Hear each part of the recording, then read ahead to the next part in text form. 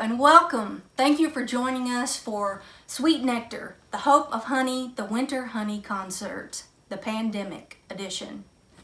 My name is Rema, and I'm thrilled to be here as part of the Winter Honey celebration this year. Now, at this moment, right now, I may or may not be wearing house shoes, as I'm sure some of you are too. Oh, well, I hope you are. Well, as some of you know, John Willis is the founder of the Winter Honey Festival. Well, a couple of months ago, John called me and asked me if I would help to organize the Winter Honey Concert. So I said, sure, I always enjoy this. And so I'm thrilled and honored, as always. And then John asked me again, as he does every year. So Rema, this year, let's make the entire concert about bees and honey. Bees and honey. I said, okay, John, honey, let's think about this for a minute. Building the entire concert around bees and honey is going to be pretty near impossible. But John said, well, just do the best you can. Just try. Okay. So I guess at that moment, the question became to be or not to be. But I didn't fly off the handle, but I was so nervous I got hives. Mostly because the thought of disappointing John was just going to sting. It would just sting. Mostly because John is so sweet. I mean, he really is the bee's knees. Ask anybody. He is a super guy. Oh, but I won't drone on and on. After all, I am the queen of figuring things out on the fly. Although, I am known to fly by the seat of my pants sometimes. But I combed through my material to no avail. And then I got to thinking, you know, I think we're going to have to broaden this theme just a little bit. So, why can't we have bees and honey throughout the performance, you know, here and there? But why can't the performance also be about hope, positivity, maybe even love? You know, the birds and the bees.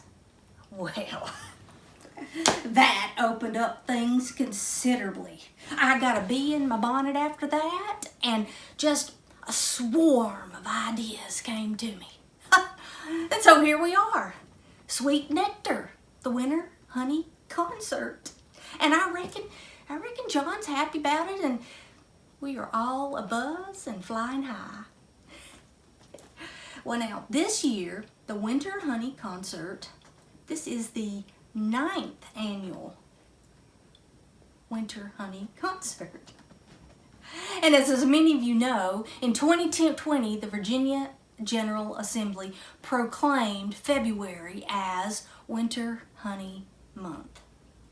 Now, we're all pretty proud of that. So, to help us celebrate, I'm so excited to tell you guys about the artists we have with us tonight. We have Merritt, a poet from Bluefield. We have Jennifer Payne and Sandra Culler, musicians from First United Methodist Church in Richlands, who are going to do some music for us tonight.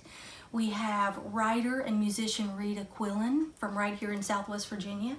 And we have Mr. Eugene Wolf, singer, songwriter, and performer extraordinaire, who is also here from Southwest Virginia. So, in previous years, or normal years, when there's not a snowstorm or flood or a highly contagious virus going around, the month of February, or the Winter Honey Month, is filled with all kinds of beekeeping workshops and lectures, with articles and publicity, with local vendors and events, from pancake breakfast to bird sightings, bird watching, elk sightings, food trucks, and the Winter Honey Concert. But for obvious reasons this year, we have to be virtual. But that's okay, we're here. And I think right now we're all looking for something to sustain us, to comfort us. And I believe art does that. All art, visual art, music, poetry, story, they are balms for the soul. For centuries, we have found ways to gather around it. Even now, when we have to be virtual, here we all are. It touches us, it brings us community, and it gives us hope and helps us cope with whatever life throws at us. So I invite you right now, wherever you are, whatever you're doing, to take a few seconds. Close your eyes. Take a deep breath. Exhale. Now, set down your day. Now sit back, relax, and enjoy this gracious offering of music and poetry and story. May it flow over you like honey. May you find it rich and sweet and delicious. May it inspire and uplift you.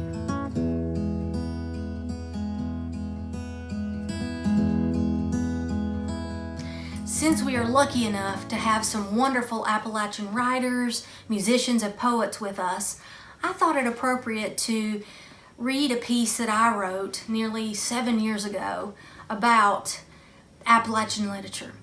But it's also about my love for this place, for the mountains, for this culture, and for the Appalachian writers whose words capture it so truthfully and so beautifully. Now, I grew up here in the mountains, but for most of my adult life, I have lived away. I've lived off. But in 2012, I moved back home, mostly to be with family. But while I was living away, the one thing that sustained me through my homesickness was Appalachian literature. Writers like James Steele, Lee Smith, Silas House, Joe Carson. I could go on and on. I mean, the list is pretty long. But these were writers whose words comforted me and kept me grounded in who I was and where I came from.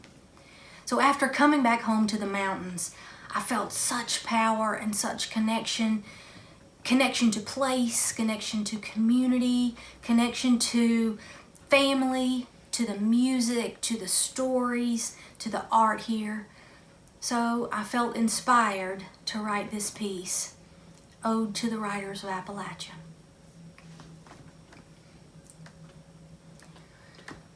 Ode to the Writers of Appalachia. My wooden bookshelf sags with the weight of your words, at once heavy and light. Beautiful marks that link brain and heart, heart and home. I envision you all, you writers of Appalachia, in beautifully crooked old houses with hallways long and dark, heavy wooden doors that lead to soft, sun-filled rooms with tall, dusty windows reflecting our mountains, ancient and wise. With your words, connect me once more with these lines from home, with words that fall softly and bead upon my heart, words that curl and vine inside us, tangling muscle and sinew, traveling through blood and bone, settling softly in the seat of soul. With your words, bind us again to tribe, to clan, to kin. With your words, take us like the morning glory that grows over grandfather's garden. Lift us like the wide wings of the great heron who springs suddenly from her steadfast stillness, and carry us like wiregrass under fences, across fields, being strongest, alas, where we begin. Nowhere else does such poetry fall upon my ear as liltingly familiar as my native tongue. Nowhere else do the words curve, wind, and bend so beautifully or ring truer to my ear. Here in my mountains, the lineage is mine to share, the stories mine to tell. Oh, break my heart, speak to me of my mountains and of the people who walk them.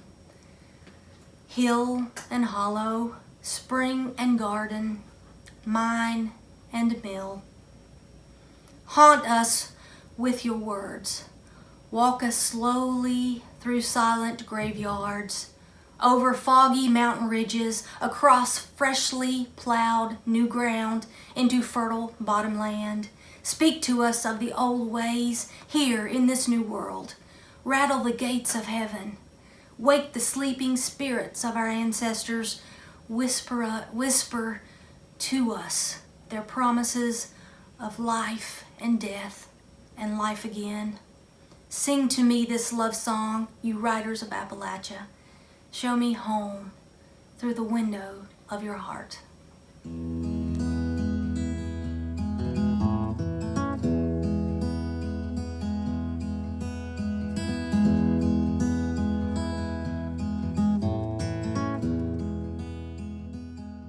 Next up is Rob Merritt.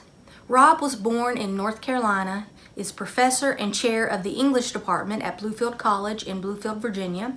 He is the author of poetry collections View from Blue Jade Mountain, 2019, The Language of Longing, and Landscape Architects. Merritt has published articles on Pound, Joyce, and Yeats, and the critical book Early Music and the Aesthetics of Ezra Pound. His poetry and essays have appeared in the James Dickey Review, Kestrel, Pine Mountain Sand and Gravel, the Pikeville Review, and the Asheville Poetry Review, among other journals. And in the collections, the Southern Poetry Anthology, Volume 7, North Carolina, Wild Sweet Notes 2, Contemporary West Virginia Writers, and Cole, an anthology. A member of the National Association for Poetry Therapy, he offers workshops on the healing power of expressive writing.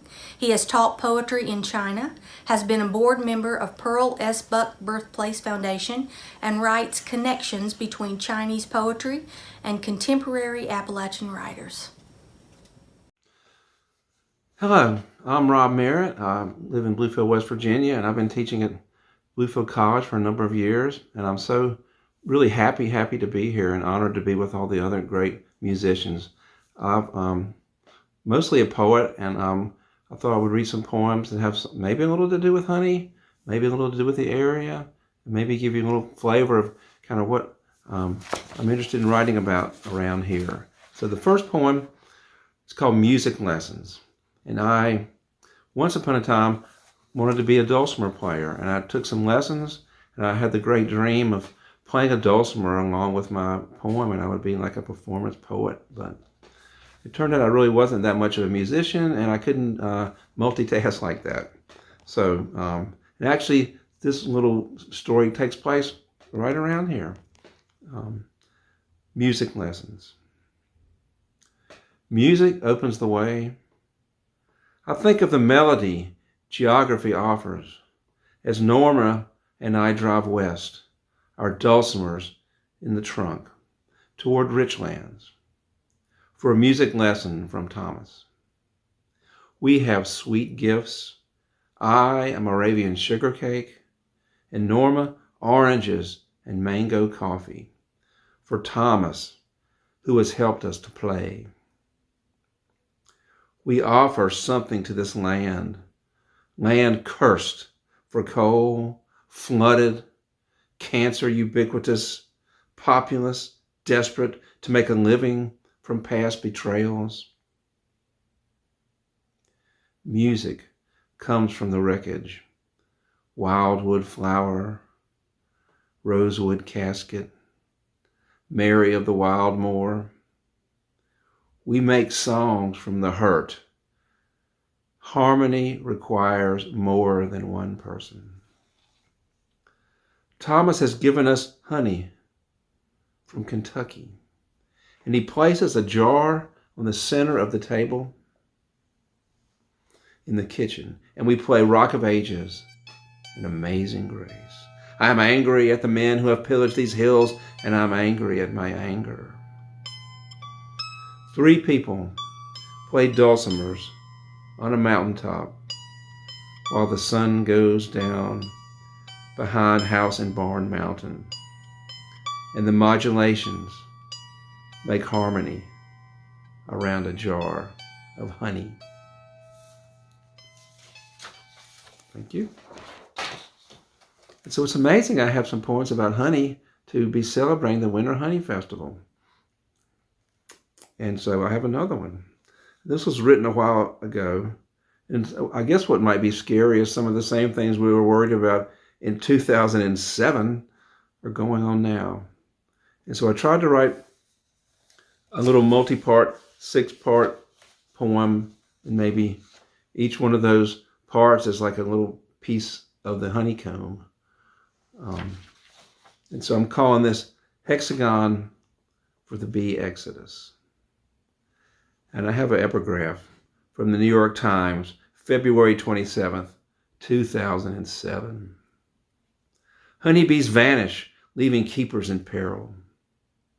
Beekeeper David Bradshaw got the shock of his career when he opened his boxes last month and found half of his 100 million bees missing. I have never seen anything like it, Mr. Bradshaw, 50, said from an almond orchard beginning to bloom. Box after box just empty. There's nobody home. 1. Bees, stripped of desire to pollinate my summers, do not abandon my desires. Let me still write to recall every shimmering moment. 2. Honeybees have quit daubing pollen across stamen, gathering fructose in promiscuous urgency for every day's epic journey towards a bazaar of crimson leaves and emerald spires, ever on the horizon, returning hiveward, laden with the setting sun. Read the poems of these creatures. 3. The bees fly west until their wings dissolve over the Pacific, foreshadowing what we will create with masks and feathers. 4. Bees, nectar in their mouths, spurt energy into combs for the tribe. 5. The honey nymphs at sunset nursed infant Zeus. Solomon found honey under the tongue of his bronzed paramour. O bees, bring your distillations home for metaphysics of nutrition, for ecology of interdependence, for mythic encounters with bloom, but especially because you teach us how to persevere for the fruit day after day. I know most people associate Winchester, Virginia with Patsy Cline, but I've done some special research and found out she lived for a while in Bluefield, West Virginia. And I've had some sort of fun reading this to some old timers in Bluefield, and they know about some of the places I've talked about, and they know, maybe they remember something about her way back in 1956. So I really like the thought of a connection with her and this beauty school that was in Bluefield. And so I tried to kind of weave around the titles of her songs with maybe something about what it felt like when she spent a brief moment in Bluefield, West Virginia. Have you ever been lonely? Bluefield, West Virginia, 1956. Her father, dying of lung cancer at the Bluefield Sanitarium, Patsy Cline, instead of high school, enrolled in the Little French Beauty Academy. While she spun beehives for waitresses and prostitutes, she heard too many secrets in care of the blues. Love, they told her, was a broken promise. It was 1956, and she had just sung Walkin' After Midnight on the Arthur Godfrey Show. Daddy, you've never really heard me sing. I'm pretty good. She said goodbye to him and recorded Life's Railway to Heaven. Later, she wore wigs after the car crash, scarred her forehead. She learned at the Little French Academy that women must beautify their wounds, and she has her songs to prove it. So I did get the chance to go to China and teach creative writing and American poetry to some college students, and I love the experience so much. We were studying Robert Frost, and I wanted to read Mending Wall, and I dumbly said, "Do you guys know what a wall is?" And so once they were able to deal with my accent, and the best of them spoke with a British accent, we really had a great time. And we had a big poetry reading outside of poems they had written in English. And so I was I liked the Chinese poetry and the techniques of a lot of precise imagery and maybe a little bit of objectivity. And I tried to write a poem pulling in maybe a feeling of some of those poets of yore and maybe some of the landscape and mythology that is connected with my perspective of China anyway. This is called Houseboat Conjuring. The Chinese poets, in their boats at night, wrote toward margins in fragile craft, moon and wine for light. Often they capsized, laughing at their drifting pages. Why, amid all that fruitfulness, hibiscus, lavender, iris, pistils of almond flowers, orchids, did they ride alone and drunk in their tiny boats? Always the going away, always the exile beyond understanding. Li Bai leapt into the moon's reflection. Time of happiness cannot be repeated, said Quillen. Oh, let me try.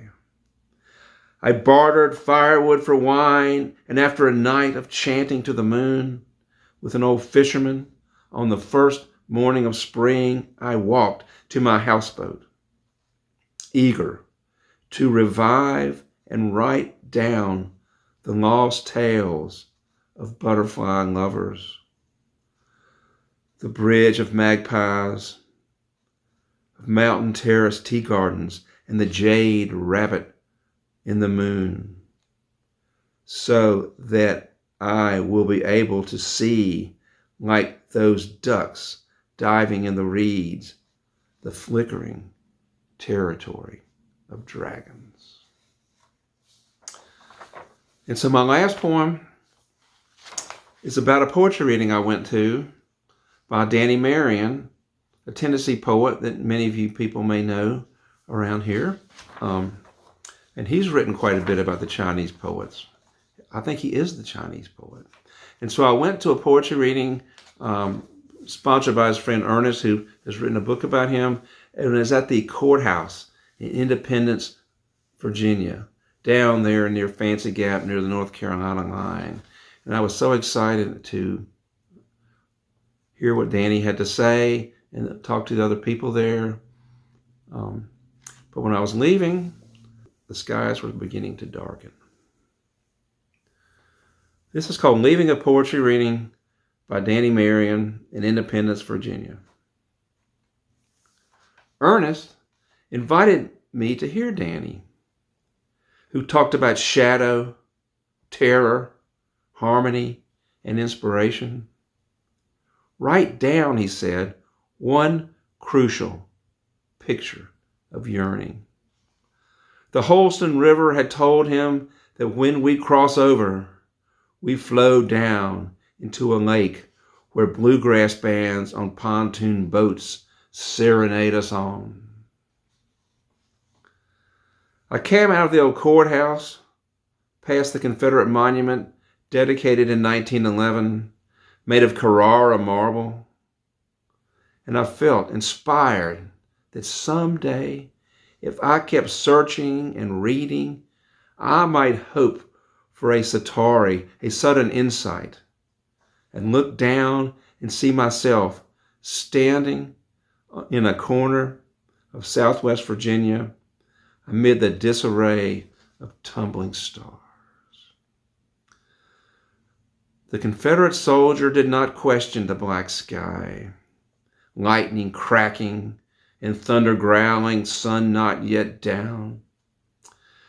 Should I take the interstate or the more direct but twisting back road home? I chose Route 21 North, and before I even got out of Independence, rain and hail, the creek rose. My car could be upside down on the side of the road in God-forsaken Grayson County. More rain. I felt some comfort when I passed a pickup going the other way. Then, flashing lights, a massive tree across the road. If I hadn't lingered to ask Danny about just how to gather words and images from those unused by previous generations, that tree could have fallen on me alone in the rain. Firemen told me to take the detour to Withville. Meanwhile, my wife, on her hands and knees, crawled through our lightless house, seeking a candle or a flashlight, our old beagle creeping behind her. She and I, alone and guided by lightning. Meanwhile, in West Virginia, the Greenbrier River swelled, dams overflowed, people would drown in this flood. Ernest and Danny, two gray-bearded men, made it back to the house in Fancy Gap to prop their old legs up around a fire in June and mull over the shadow, terror, harmony, and inspiration of the storms they had weathered. So thank you guys so much for listening. I hope you could hear the music in my words, and I hope one day we'll all be face to face around the fire. Take care, everyone. Thank you.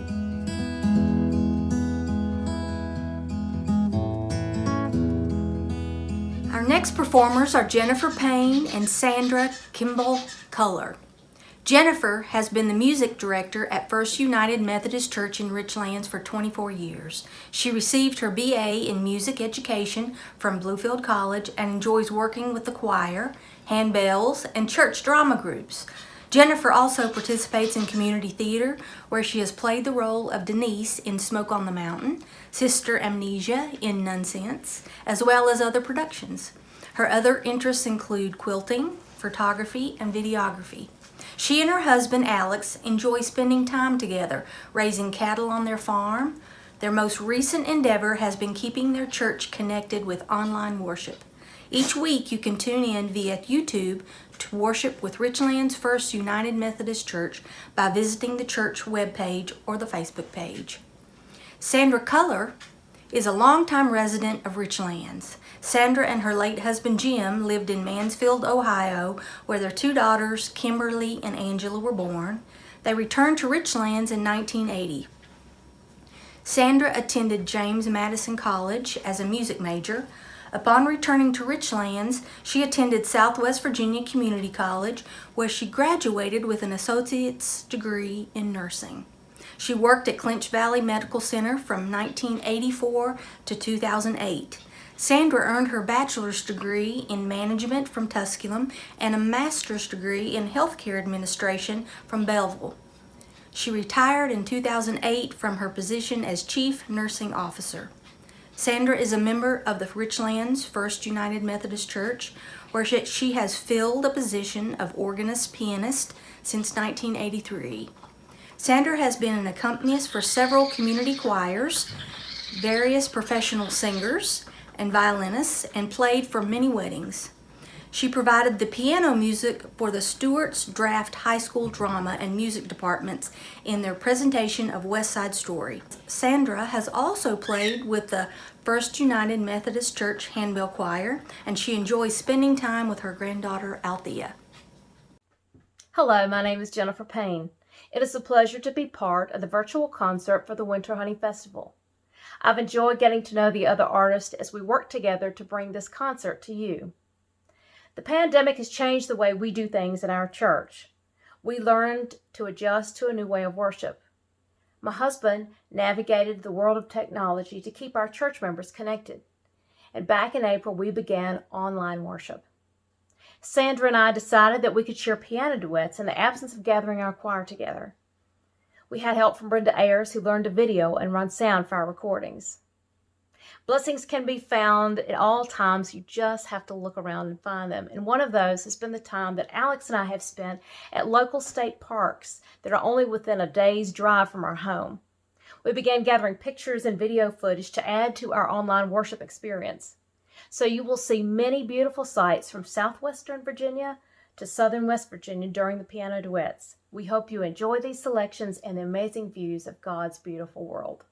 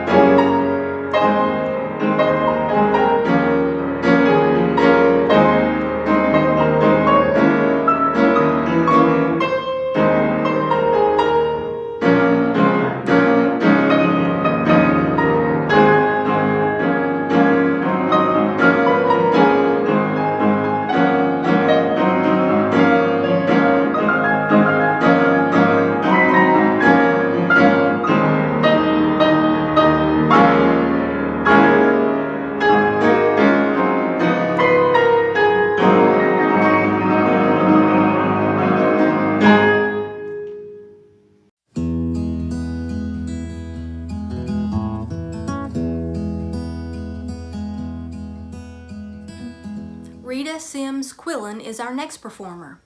Rita's new novel, Wayland, a sequel to Hiding Ezra, was published by Irish Press in 2019, and her new poetry collection, Some Notes You Hold, was published by Madville Press in 2020. Her full-length poetry collection, The Mad Farmer's Wife, published in 2016 by Texas Review Press, a Texas A&M affiliation, was a finalist for the Weatherford Award in Appalachian Literature from Berea College. One of 6 semifinalists for the 2012 through 2014 Poet Laureate of Virginia, she received 3 Pushcart nominations and a Best of the Net nomination in 2012.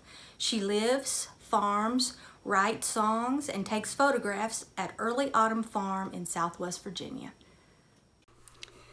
Hello, everybody. Thank you so much for joining us for the Winter Honey Gathering. I'm so happy to be a part of it and appreciate the invitation very much.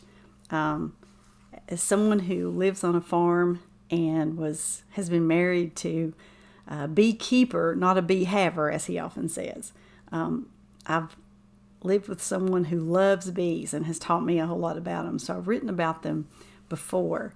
One of my favorite rituals here on the farm that he has always done is that in the spring, my husband puts a table out under our apple trees, and when the bees begin to come back, he feeds them. He saves leftover honey, little bits of honey that's still in the bottom of the jar, and he takes them out there and he turns them upside down on a plate, and all the honey runs out and all the bees come. And I've always just loved that. I've thought, what a great, almost religious ritual for the return of spring.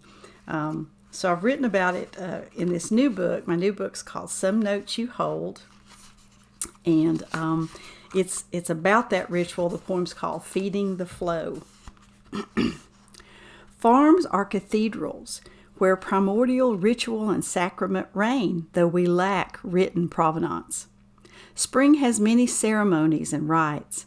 In late April, we drag a table from the porch out under the apple tree, where an offering is made of winter's dried-up honey jars for bees both wild and domestic, descending on white blooms.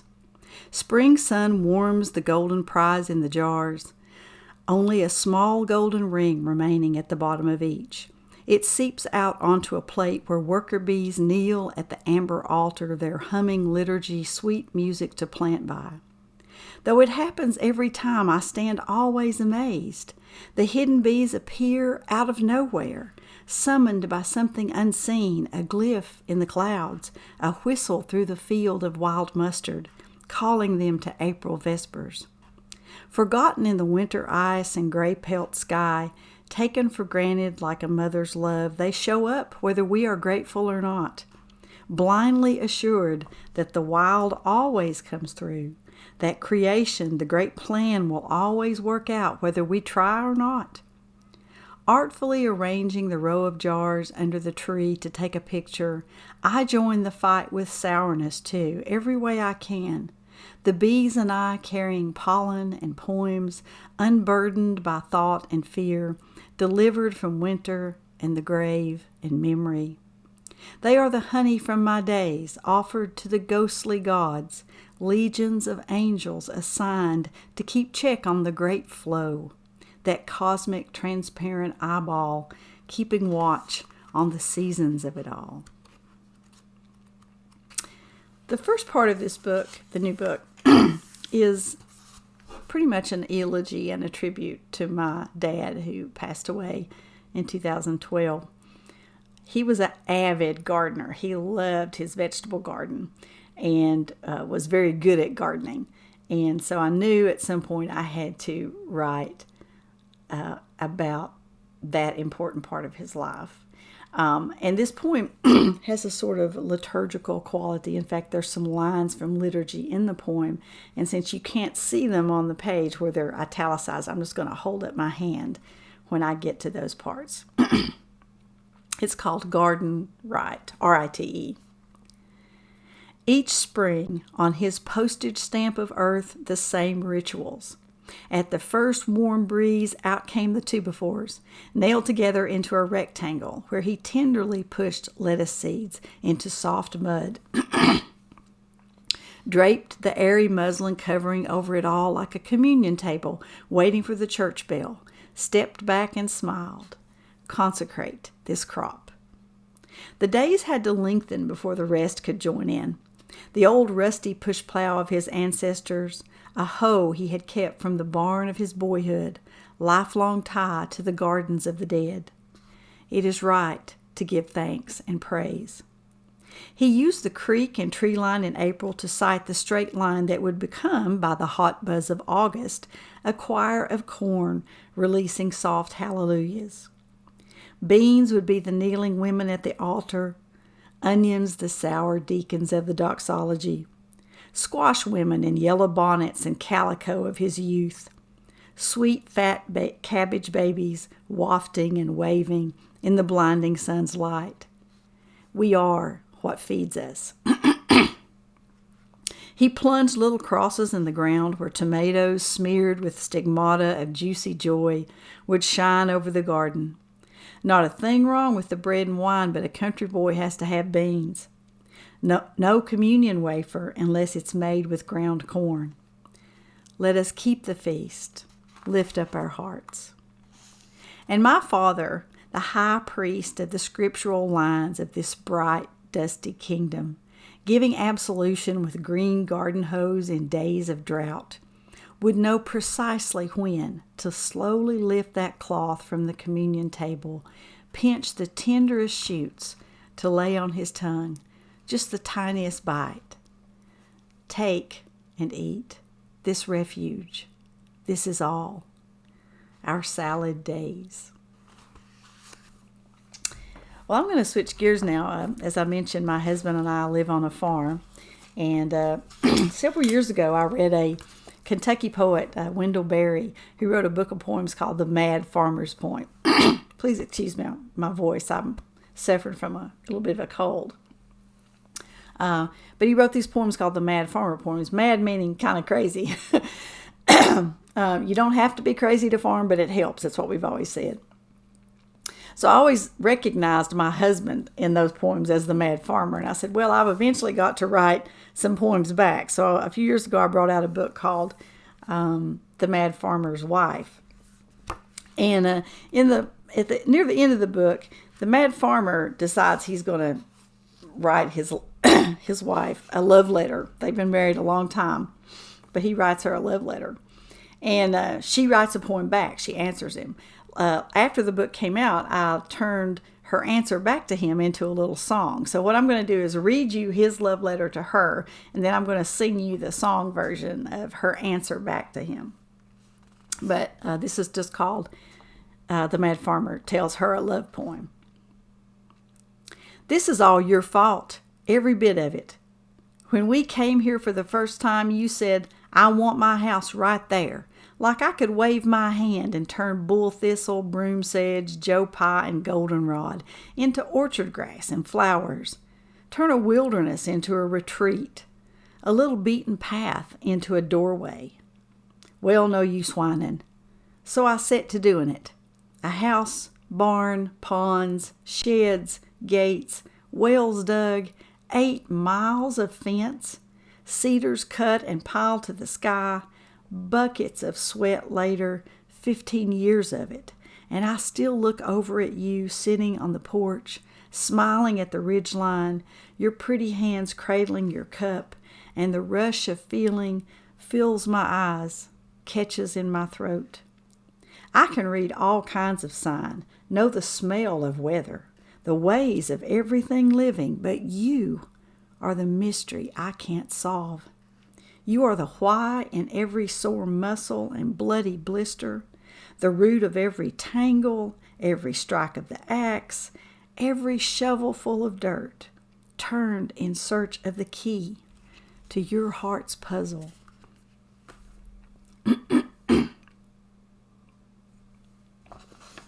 Well, I'm going to try to sing you her answer.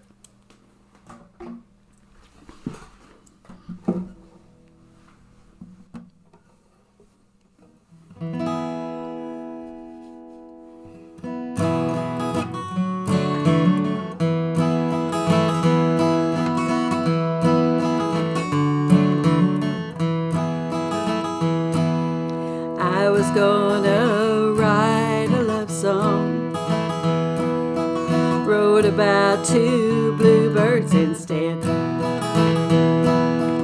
Their love is never gonna go wrong. They'll face the future together without dread.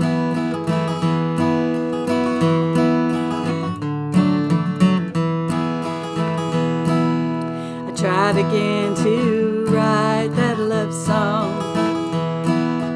wrote about two redbirds instead. Their love rides along on wings so strong, they have no words, nothing need be said. They don't fret and doubt, light on different trees. Let time wear away their bond, steal away their peace. Their souls don't need hands to hold, just wings touching wings on the breeze.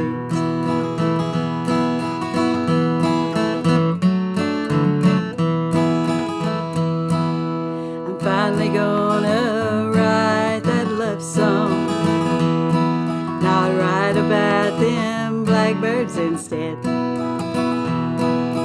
Years and years roll by and our love rolls on. We'll face the future together without dread. We won't fret and doubt, light on different trees. Let time wear away our bond, steal away our peace. Our souls won't need hands to hold, just wings touching wings on the breeze. Just wings touching wings on the breeze. Just wings touching wings.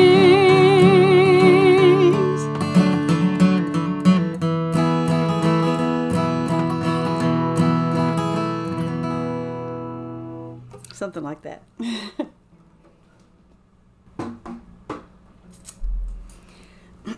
Well, I'm going to finish up today, my part of this, with, I hope, a poem of hope. I know everybody is really exhausted with the pandemic, with the being sort of shut in our homes, being isolated. It's been a really hard, awful year.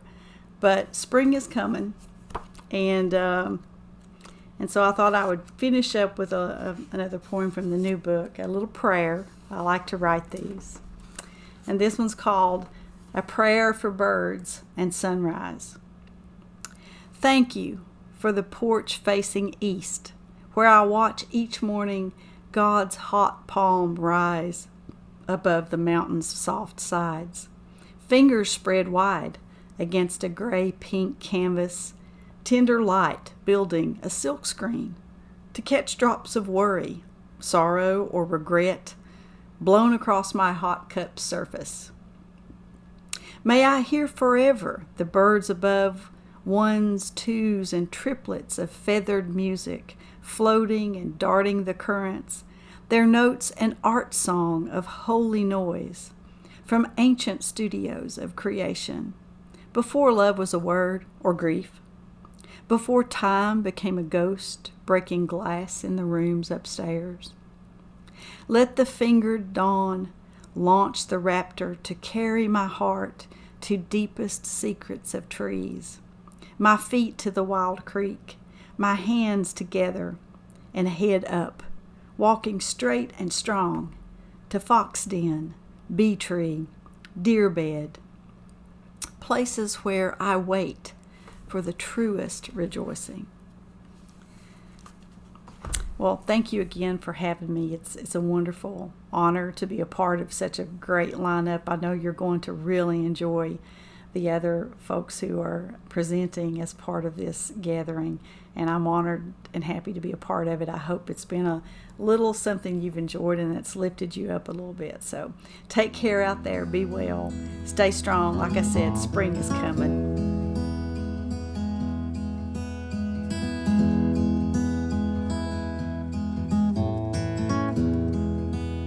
Our next performer is Eugene Wolfe. Eugene is a native of Greenville, Tennessee, and studied music and theater at the University of Tennessee at Knoxville. He traveled the Southeast, sinking and swimming in numerous dinner theaters, and found his way back to Johnson City, Tennessee, where he was a member of the road company for 16 years and found the power of the dirt of home.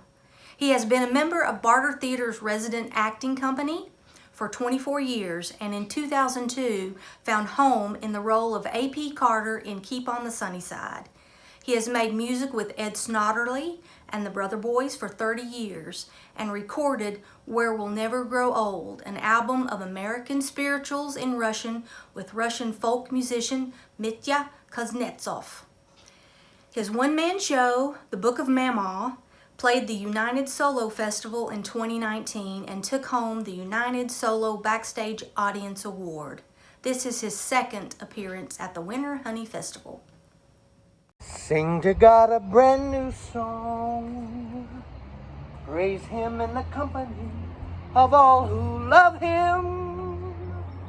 Let all Israel celebrate the sovereign Creator. Zion's children exult in their King. Let them praise His name and dance. Strike up the band and make great music. And why? Because God delights in His people. Festoons plain folk with salvation garland. That was a song that I co-wrote with a little shepherd boy by the name of David. Yes, I collaborated with King David on that psalm. We couldn't get together, so we did it virtually, so don't worry. You see, a couple of years ago, Kathy Kelly, who was the interim rector at the St. Thomas Episcopal Church here in Abingdon, asked me to write the music to the prescribed Psalm 105 for the weekend of Bristol Rhythm and Roots. So she asked me to write it in the style of, Southwest Virginia Primitive Baptist Mountain Church. The Lord is full of compassion and mercy, slow to anger and of great kindness. He will not always accuse us, nor will He keep His anger forever. Our days are like the grass. We flourish like a flower of the field. When the wind blows over it, it is gone, and its place shall know it no more. But the merciful goodness of the Lord endures forever for those who fear Him, and His righteousness on children's children, for those who keep His covenant and remember His commandments and do them. As I was writing the music to that psalm, I began to understand that, the psalms are songs, and that those words flow like honey.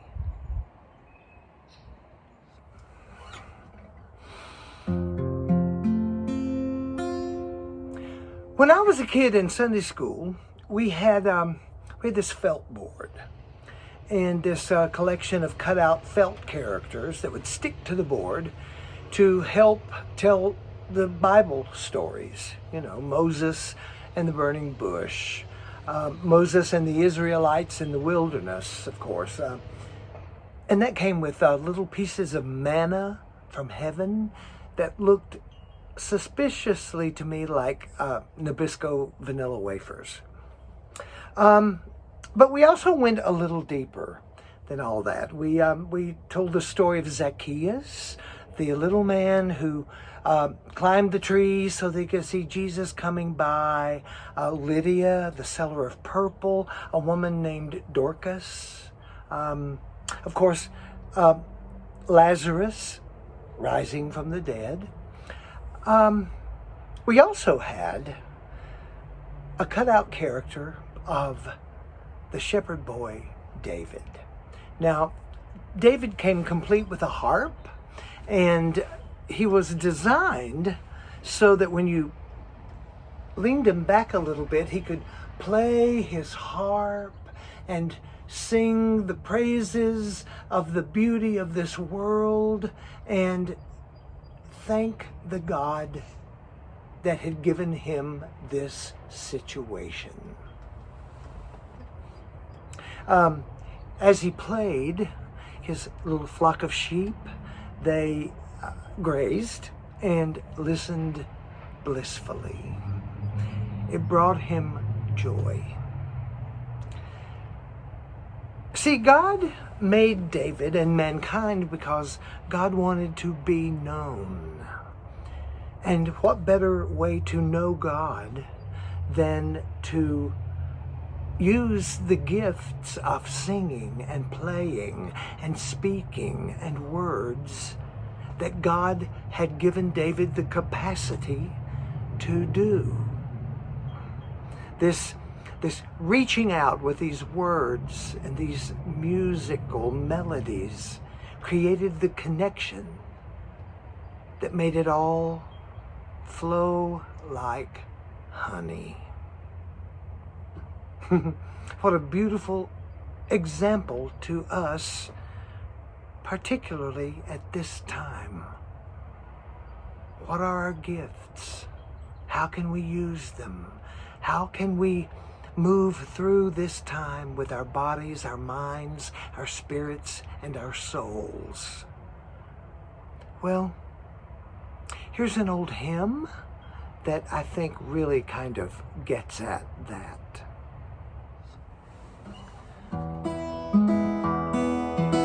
You know, who knew about this? About as good as anybody, really. And they started passing it down to us about 100 years ago, really. The good Carter family.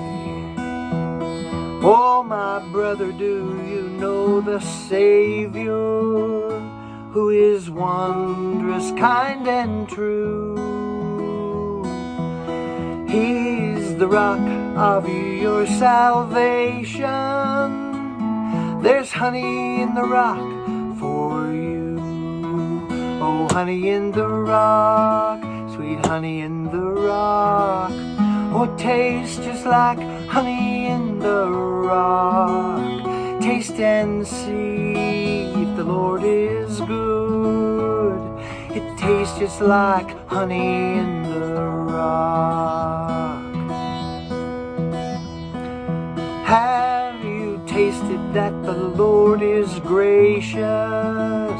Do you walk in a way that is new?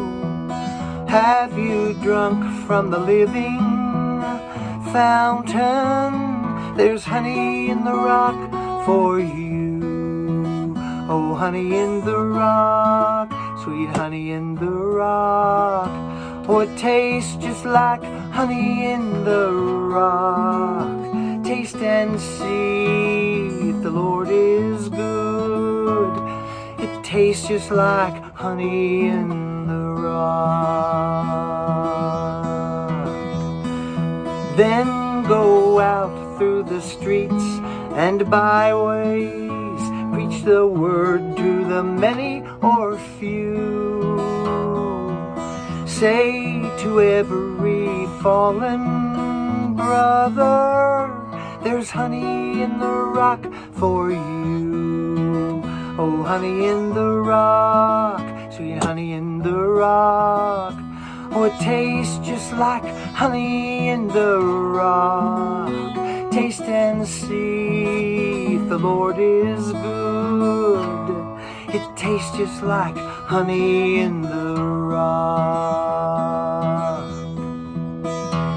Oh, there is honey in the rock, my brother. There's honey in the rock for you. Leave your sins for the blood to cover. There's honey in the rock for you. Oh, honey in the rock, sweet honey in the rock. Oh, tastes just like honey in the rock. Taste and see if the Lord is good. It tastes just like honey in the rock. Oh, taste and see if the Lord is good. It tastes just like honey in the rock.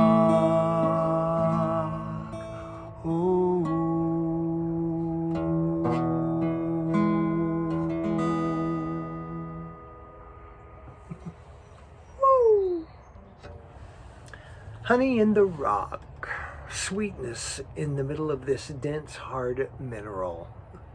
What a beautiful metaphor for these days. A.P. Carter knew it. Life in Poor Valley was hard, dense like a rock. He had to head to the mountains to gather melodies, to gather songs to bring back so that life could be sweeter just by listening and playing. This pandemic has rendered us all a little batty. We don't know what to do. Things are shifting so quickly that, it's hard to know where to put all the information. 500,000 people have died. We don't know where to place that, where in our hearts to let that live. The word nectar actually means overcoming death.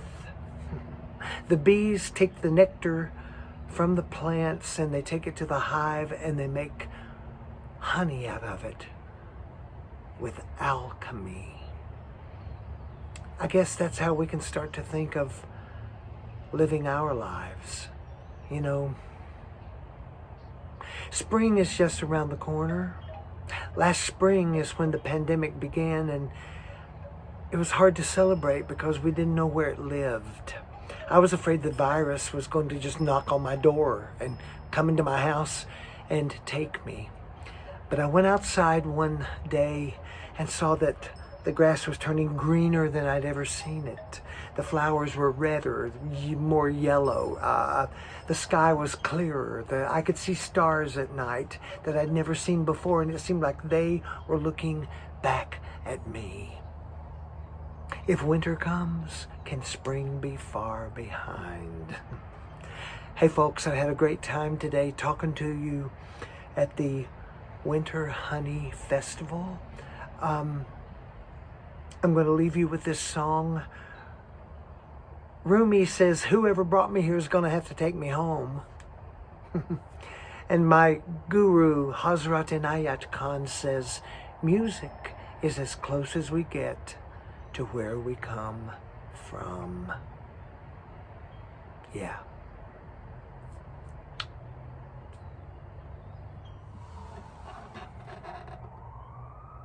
Listen to the siren. In this world, there is sorrow. Yes, this world is filled with pain.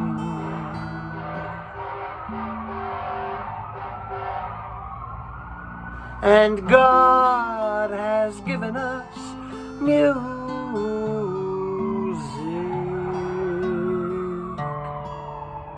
to soothe our souls like cleansing rain. I'll wake up and think about tomorrow, when today is right in front of me. Then I start to breathe my life like music, and from tomorrow's burdens I am free. I'm the muse of my own music. I'm a vessel for God's love. and the grace that his sweet music sings in me lives on earth and leads me to that home above.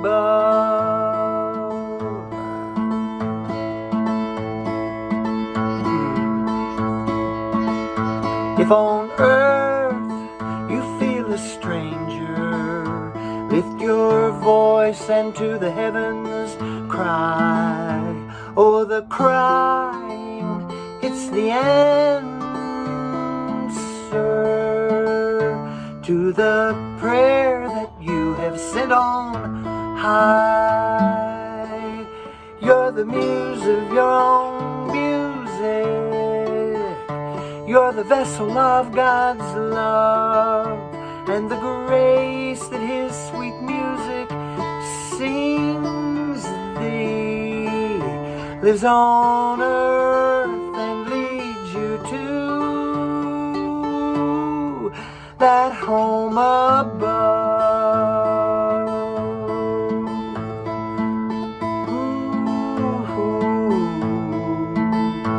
From wherever my soul descended, someday it will go back home.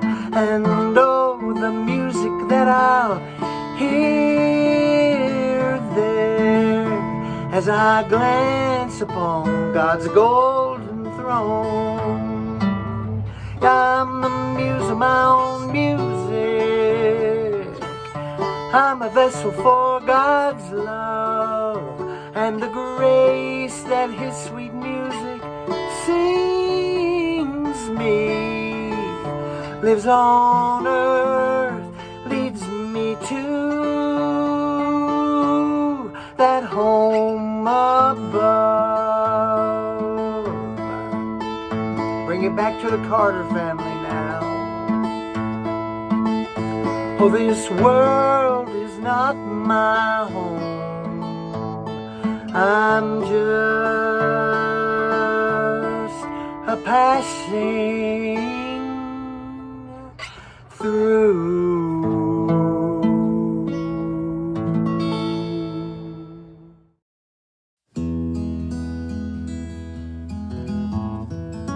Thank you again for joining us, and please join us next year. It is the 10th anniversary of the Winter Honey Festival, so I have no doubt it will be a huge deal and a hive of activity. So join us next year for the 10th anniversary. We would like to thank right now our performers, Rita Quillen, Eugene Wolf, Rob Merritt, Jennifer Payne, and Sandra Culler.